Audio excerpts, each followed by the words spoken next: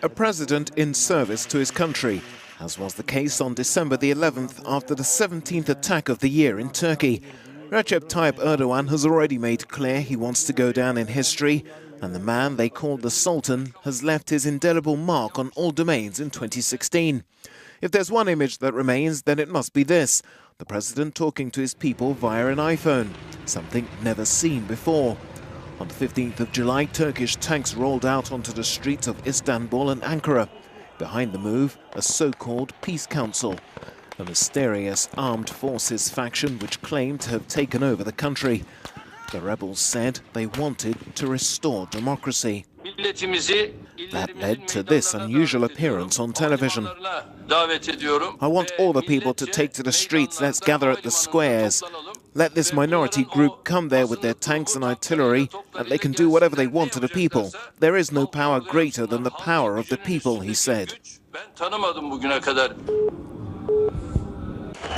A call for resistance, perhaps a call to sacrifice, but certainly a call heard loud and clear by hundreds of Erdogan supporters who took to the streets to go toe-to-toe with the rebels. After hours of turbulence and uncertainty, 290 people were reported dead. The coup d'etat was over and had failed. But rumours abound over Erdogan's fate, such as he'd left the country seeking exile in Germany. The next day, however, he appeared triumphant in Istanbul and promised to severely punish those who tried to seize power. Many had already been beaten by angry mobs. More than 8,500 soldiers, or 1.5% of Turkey's armed forces, had allegedly played a role in the coup. Rough justice was swiftly executed. Thousands were rounded up and arrested. Some 200 generals and admirals were among those detained.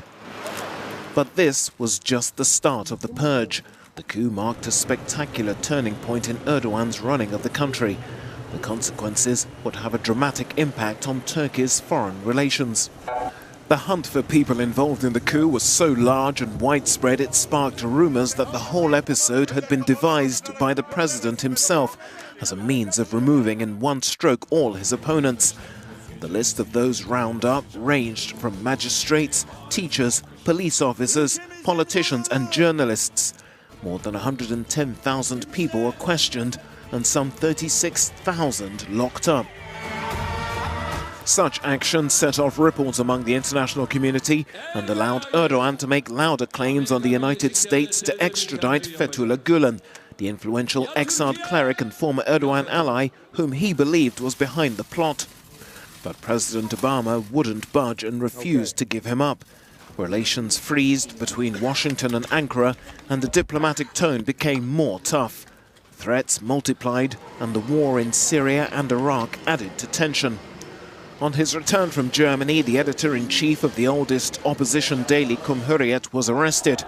His detention was followed by the paper's editor and 16 journalists. Hundreds protested. For many in the West, the attack marked Erdogan's crossing of a red line.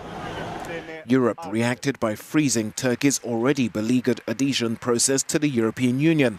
In response, Erdogan used Turkey's pivotal role in the migrant crisis as bargaining power. You began asking what would you do if Turkey opens its gates, he said. Look at me. If you go any further, these border gates will be opened. The conflict with Europe and the United States has seen Erdogan renew ties with Russia, a rapprochement which could prove crucial to the war in Syria if Assad triumphs, a situation which could allow the president to maintain control over Kurdish militant calls for independence.